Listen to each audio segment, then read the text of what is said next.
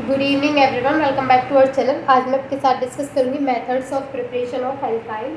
आज हम एल्काइन को प्रिपेयर करने का एक मेथड डिस्कस करेंगे और वो कौन सा मेथड रहेगा, वो होगा बाय डिहाइड्रोहैलोजिनेशन ऑफ अल्काइल डाइहैलाइड। यहाँ पे हम अल्काइल डाइहैलाइड की हेल्प से एल्काइन को प्रिपेयर करेंगे। तो सबसे पहले हम क्या लेंगे, अल्काइल डाइहैलाइड लेंगे और उसकी रिएक्शन कराएंगे हम कास्टिक पोटाश से। और जो कास्टिक पोटाश हम यहाँ पे यूज़ करेंगे वो अल्कोहलिक होगा। ये चीज़ इंपॉर्टेंट होती है कि वो अल्कोहलिक है या फिर अल्कोहलिक नहीं है, तो ये आपको याद रखना है, ठीक है। तो यहाँ पे जो KOH यूज़ करेंगे वो कैसा होगा, अल्कोहलिक कास्टिक पोटाश होगा। और उसकी प्रेजेंस में क्या होगा कि जो हम अल्काइल डाइहैलाइड लेंगे तो उसका क्या होगा, डिहाइड्रोहैलोजिनेशन, यानी वहाँ पे एक वाटर का मॉलिक्यूल और क्या निकलेगा, KCl, या फिर जो भी हमने हैलोजन यूज़ किया है, मान लो Br तो KBr, इस तरीके से बाहर निकलेगा, ठीक है। और फाइनली जो प्रोडक्ट हमें चाहिए अल्काइन, उसका फॉर्मेशन होगा। तो सबसे पहले हम क्या लेते हैं, अल्काइल डाइहैलाइड। तो मैं यहाँ पे लेती हूँ CH2Cl, ठीक है।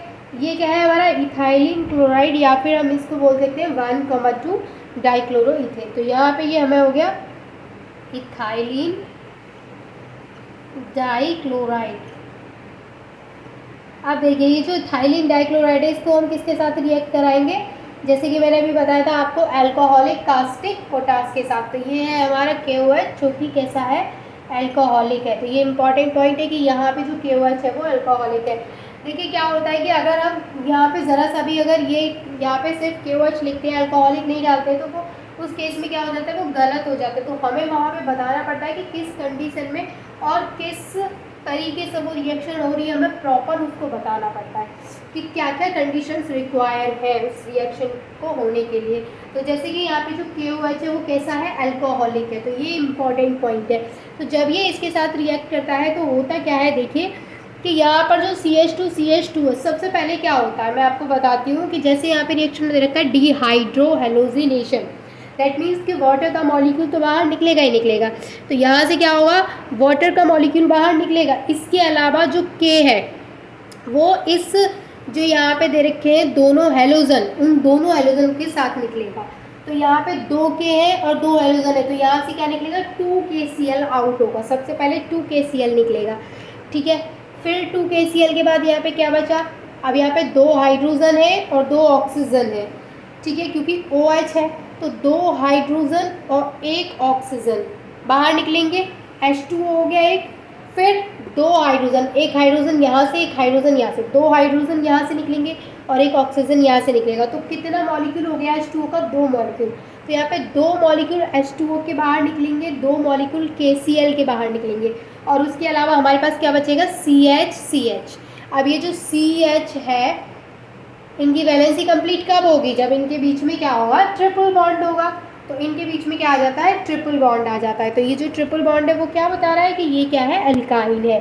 और इसके अलावा क्या निकलता है, तो ये तो यहाँ पे हो गया अल्काइन का फॉर्मेशन। इसका नाम क्या होगा, इसका नाम होगा एसिटाइलिन या फिर इथाइन, क्योंकि 2 कार्बन है। इसके अलावा क्या बाहर निकलता है, 2 मॉलिक्यूल H2O के और 2 मॉलिक्यूल KCl के। समझ में आया आपको रिएक्शन किस तरीके से हुई, होगा क्या यहाँ पर कि जो हम अल्काइल डाइहैलाइड लेंगे उसका डिहाइड्रोहैलोजिनेशन हो जाएगा। कैसे, देखिए यहाँ पे 2 मॉलिक्यूल मेरे पास KOH के हैं, ठीक है।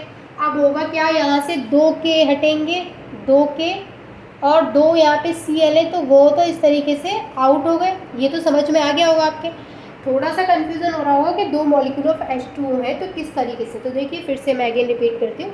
जैसे 2 हाइड्रोजन यहाँ पे हैं और 2 ऑक्सीजन है, तो मैं ऐसे लिखती हूँ 2 हाइड्रोजन और 2 ऑक्सीजन है यहाँ पर, ठीक है। अब मैं कहूँ कि एक एक हाइड्रोजन इन दोनों कार्बन के पास से ले लेते हैं। क्यों, क्योंकि इनके बीच में ट्रिपल बॉन्ड आएगा। तो जब यहाँ पर ट्रिपल बॉन्ड आएगा तो कार्बन की कितनी, कार्बन की वैलेंसी होती है 4, और जब कार्बन के बीच में ट्रिपल बॉन्ड आ जाएगा तो कार्बन सिर्फ एक ही हाइड्रोजन से तो अटैच हो सकता है। 2 हाइड्रोजन से अगर हमने अटैच कर दिया तो कार्बन की वैलेंसी कितनी हो जाएगी, 5 हो जाएगी, जो कि क्या है, कार्बन की वैलेंसी कभी होती ही नहीं है। तो यहाँ पे हम क्या करेंगे कि एक एक हाइड्रोजन यहाँ से निकलेगा, तो 2 हाइड्रोजन यहाँ पर और हो गए। समझ में आया। अब क्या होगा, ये 2 हाइड्रोजन और 1 ऑक्सीजन मिलके एक H2 बनाया, ये 2 हाइड्रोजन और 1 ऑक्सीजन मिलके एक H2 बनाया। दैट मीन्स कि 2H2O यहाँ पे बन गया। समझ में आ गया। फिर यहाँ पे बचा क्या, CH और CH, तो CH triple bond CH, that is ethyl. तो यहाँ पे हमें किसका फॉर्मेशन हो गया, एल्काइन। तो ये मेथड बहुत ही इजी है जिसमें कि आप एल्काइन को बहुत ही इजीली एल्काइल डाइहैलाइड की हेल्प से प्रिपेयर कर सकते हैं। आई होप कि ये मेथड आपको अच्छे से क्लियर हो गया होगा। If you have any doubt you can ask me. मैं कोशिश करूँगी कि कमेंट में ही आपका जो भी डाउट है उसको क्लियर करने की। अगर मैं कमेंट में नहीं कर पाती हूँ तो मैं जो नेक्स्ट वीडियो अपलोड करूँगी उसमें पूरी कोशिश करूँगी। And thank you so much for watching this video.